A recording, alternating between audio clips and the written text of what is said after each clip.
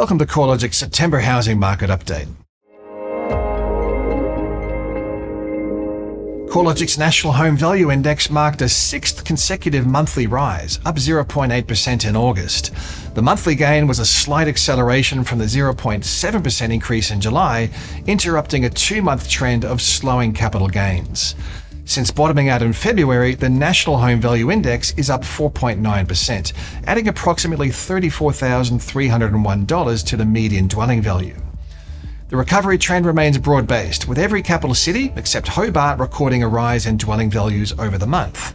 Gains were led by a 1.5% increase across Brisbane, followed by Sydney and Adelaide, where home values are up 1.1%. The recovery trend to date has been led by Sydney, with a gain of 8.8% since the market found a floor in January. Brisbane has also posted a strong recovery, with values up 6.2% since bottoming out in February. At the other end of the scale, some other capital cities are better described as flat, with Hobart home values unchanged since stabilising in April, while values across the ACT have risen only mildly, up 1% since a trough in April. These are also the only two capital cities where advertised supply is tracking higher than a year ago, suggesting a rebalancing between buyers and sellers is a key factor contributing to the stability of values in these regions. Within the capital cities, it's generally house values rather than unit values that have shown a sharper recovery trend. At the combined capital cities level, house values are up 6.3% since bottoming out in February, compared with a 4.9% rise in unit values. The more significant rise in house values comes after a larger drop through the preceding downturn, where house values were down 10.7% compared with a 6.5% drop in unit values. With internal migration trends normalising across regional Australia and less demand-side pressures from net overseas migration than in the capital cities, regional markets generally aren't seeing the same level of recovery. Home values across regional Australia are up 1.6% since a trough in February, compared with a 6% rise across the combined capital cities. Conditions across each of the regional housing markets were mixed, with values down over the month across the non-capital city regions of New South Wales and Victoria, rising firmly across regional Queensland and regional South Australia, and holding relatively flat in regional Western Australia and Tasmania. Lower than average advertised supply levels remain a key factor supporting upwards pressure on home values. Unusually, the flow of new listings has lifted through winter. However, total advertised supply levels remain 15.5% lower than a year ago across the combined capitals, and almost 19% below the previous 5-year average. Across the capital cities, the most substantial rise in total advertised stock levels over the past 2 months has been in the ACT, where listings are 10.2% higher. Sydney and Melbourne have also recorded a noticeable lift in total advertised supply levels, up 9.8% and 8.3% respectively, although both cities continue to record stock levels that are lower than a year ago.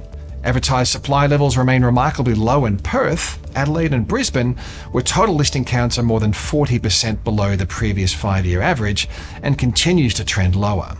The pace of growth in housing values stepped up a notch in Sydney, rising from 0.9% in July to 1.1% in August, reversing a 2-month period where the pace of growth has been easing. The subtle rise came despite an increase in fresh stock listed for sale. The flow of new listings increased by 25% between the first week of June and the last week of August. However, a strong rate of absorption has kept total advertised supply levels relatively low, rising just 7% over the same period and holding 5% below the previous 5-year average. Strong selling conditions could also be seen in shorter selling times and clearance rates holding slightly above the long-run average through the second half of August.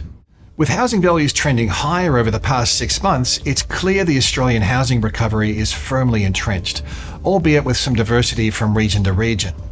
Of the 85 SA4 submarkets nationally, 65, or just over 3/4 of them, recorded a rise in home values over the 3 months to August. Areas where values were down over the quarter are primarily regional, with a skew towards regional Victoria and to a lesser extent regional New South Wales. Additionally, 3 of the 4 Tasmanian SA4 regions were down in value over the rolling quarter.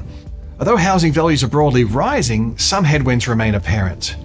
Rising stock levels will be one of the most important factors to watch over the coming months.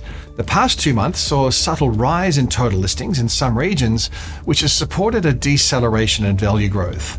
Spring and early summer have historically been more active months for property listings, and if the winter months are anything to go by, the spring selling season is likely to be a lot more active than last year.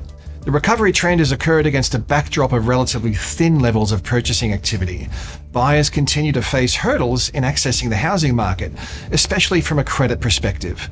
Lending to borrowers with small deposits or high debt levels relative to their incomes has become an increasingly smaller portion of home lending. Additionally, borrowers continue to be assessed to service a new loan 3 percentage points above the current mortgage rate. For many borrowers, this means demonstrating an ability to repay their loan at a mortgage rate of more than 9%. Persistently low consumer sentiment is another factor dampening home buying activity. There's a strong and positive correlation between consumer sentiment and home sales. Until consumer spirits show a substantial lift, we're unlikely to see a material rise in active home buyers. With interest rates unlikely to reduce until well into 2024, more households are likely to be facing mortgage stress. The most recent data has continued to show mortgage arrears remain only slightly above record lows. However, the portion of borrowers falling behind in their mortgage repayments is likely to rise through the second half of the year and into 2024. The risk increases as more borrowers navigate the transition from low fixed home loan rates to substantially higher refinanced rates. On the flip side, there's a range of tailwinds that should help to offset these downside factors. With inflation reducing faster than forecast, cost of living pressures are becoming less significant and the risk of higher interest rates has subsided. The combination of lower inflation and a growing expectation that interest rates have peaked should gradually boost consumer sentiment, helping to support high commitment decision-making such as buying or selling a home. Unemployment is forecast to hold below average levels. Although labour markets are forecast to loosen, unemployment is expected to remain well below the decade average of 5.4%. Housing demand from strong population growth is set to remain a feature over the coming years, and we're yet to see any material supply response. Net overseas migration is expected to hold at above average levels over the coming years, underpinning housing demand against a backdrop of persistently low dwelling approvals. The latest estimates from NIFIC forecast that Australia's housing sector will be undersupplied by around 175,000 dwellings by 2027, which will be another factor supporting housing prices over time. Clearly, there's a lot to stay on top of. You can keep up to date with all the property sector updates at the research pages of the CoreLogic website, corelogic.com.au.